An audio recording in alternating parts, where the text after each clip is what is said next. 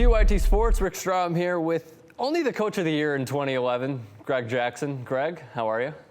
Good. How are you, brother? I am doing great. You have trained so many notable fighters, Georges St-Pierre, Jon Jones, to name a few. There's one tactic that you use that I have noticed in your fights while you are in the corner.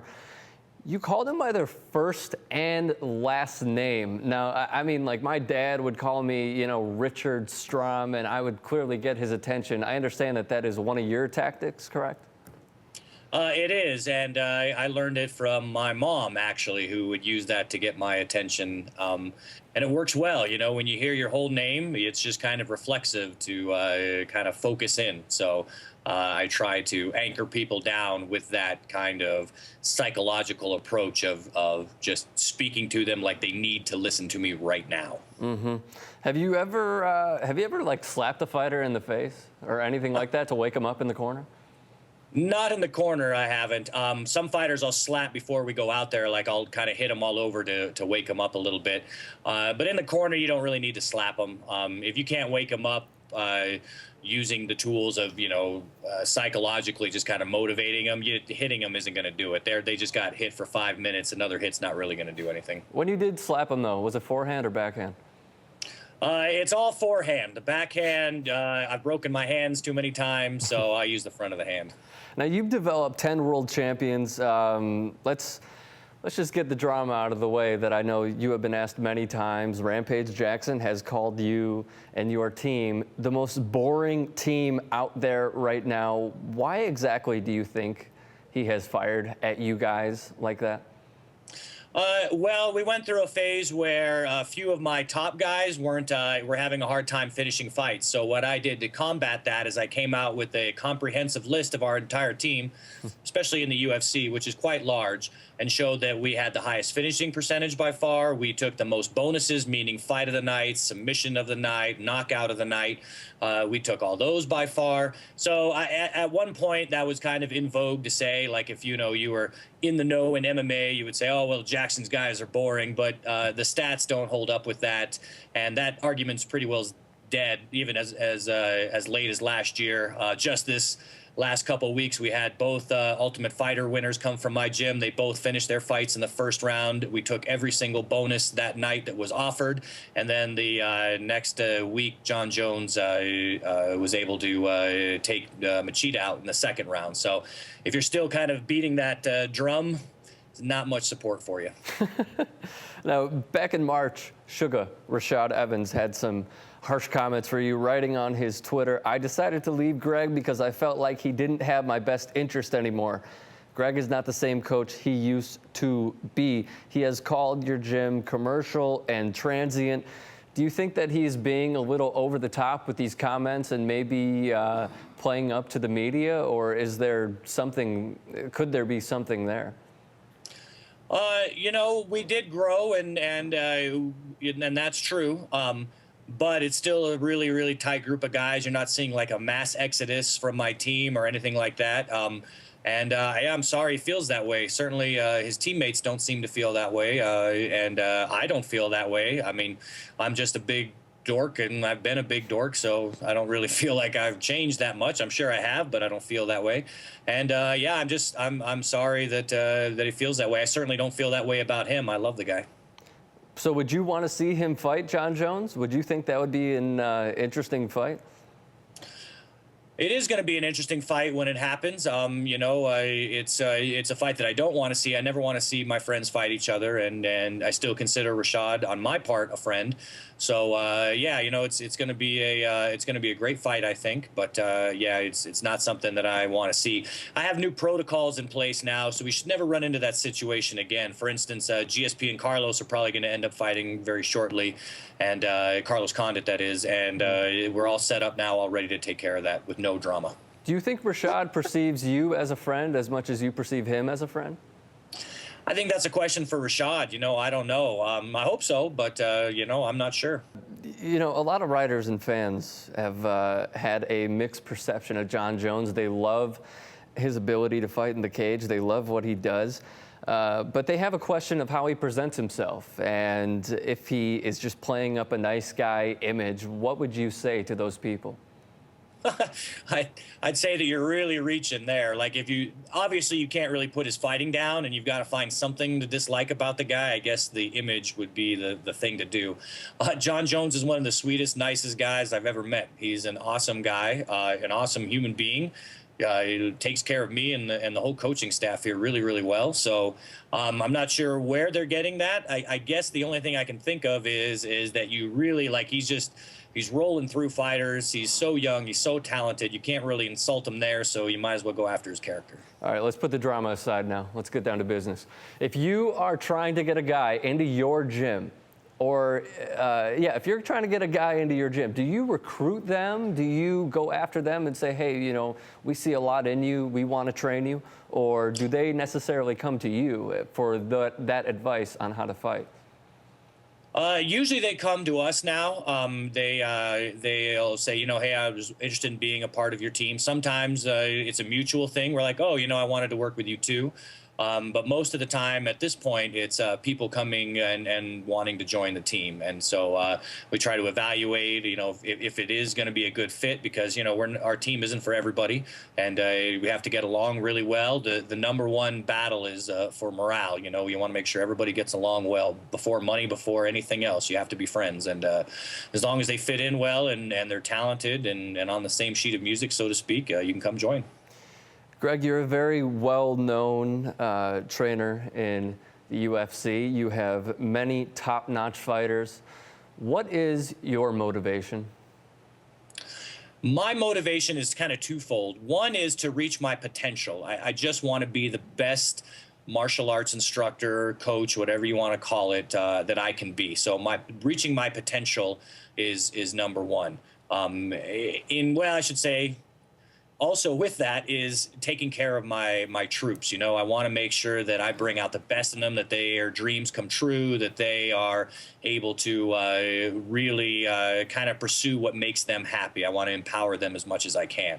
So for me, it's all arbitrary. You pick what's important in your life, and those are the two things that I've picked that are important. Obviously, outside my family and so on, that is kind of innately important to everybody. Outside of the fighters that you have trained, who have you seen that is possibly the best fighter of all time? I'm completely biased on that question, so it's. I'll only start listing out my guys. I'm like so biased. It's not. You can't name anybody outside of your team. Not one guy. In MMA? Yeah. The problem with that is that I see all these guys every week. So then, if I do that, they see me next week, and they're all going to beat me up. The ones that weren't named. Greg, let me ask you, I've seen a lot of your interviews. You reference boxing a lot, and to a lot of MMA people, UFC people, Ultimate Fighting people, that surprises them and that catches them off guard. How do you feel about the rivalry between boxing and MMA? Well, for me, there is no rivalry. I'm not a promoter. I don't have to deal with that reality of the game. For me, it's two different sports. It's like hockey and baseball. And I really enjoy boxing, especially the high-level boxers from throughout history. And I try to learn from everybody that I can learn from, and you can learn a lot from the old boxers on tape, even the new boxers.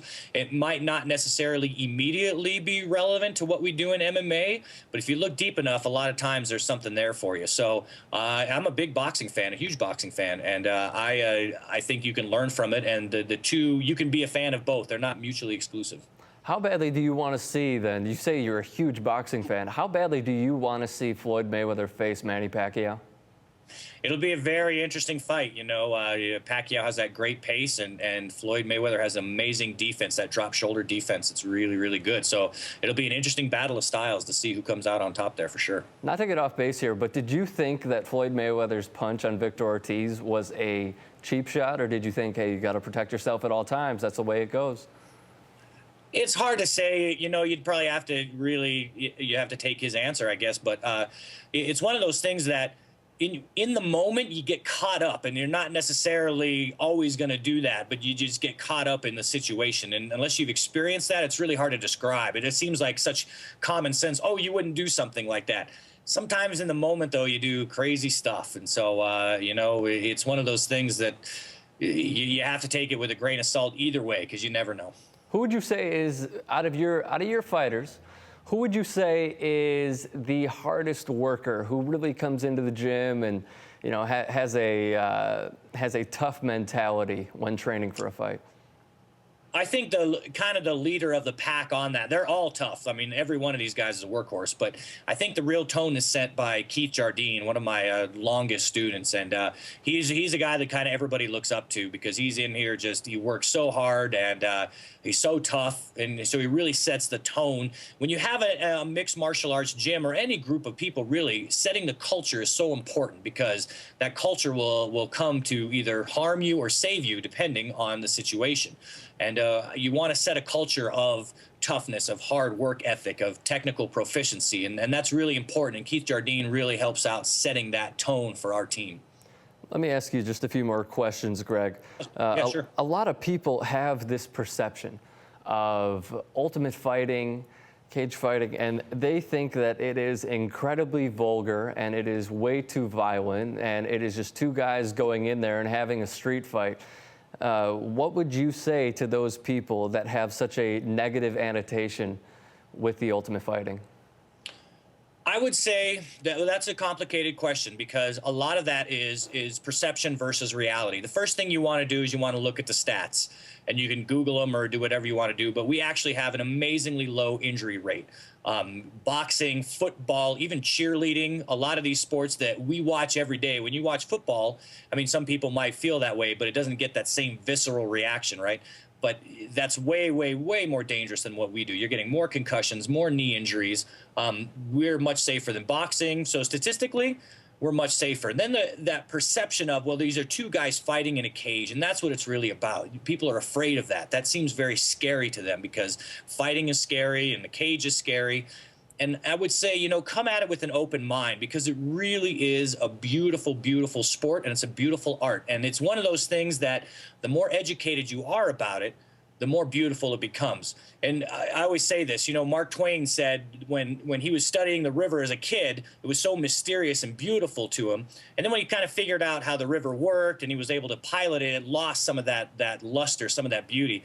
And I always found the exact opposite. I think the more you get educated about something, the more beautiful it becomes. And definitely that's the case with mixed martial arts. If you give it a chance and just educate yourself a little bit on it, and you see the chess match that is going on in there, and it's a real chess match, and high level maneuvers, it's phenomenal. It makes your skin tingle. Self-promotion time, Greg. Do you interact with the fans on Twitter? Can they find you on there? Yeah, I have my gym manager does the Twitter, because I don't think anybody would really care what a coach would have to say about the world. But we definitely do have a place where the fans want to come. And I think it's Jackson's MMA, but I'm not 100% sure on it. I'm pretty sure it is Jackson's MMA. I think you're right on that. Goes to show you how much he participates on Twitter.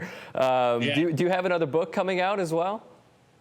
Not at the moment. I have the two books that we've already written, which are great guides. And if you want to educate yourself on you know, being a more informed fan, or you just want to know what it's all about, both of those books give you a breakdown of what's happening in the cage and how cool it is, and the strategy stuff too. There's military strategies that you can see alive in that cage, and so on and so forth.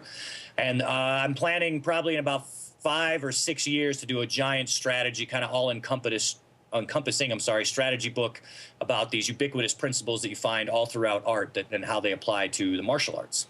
The very philosophical Greg Jackson. Greg, thank you so much for the time. Will you promise me that you will come back on the show later in the year?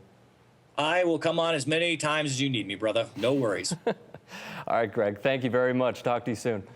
Thank you, sir.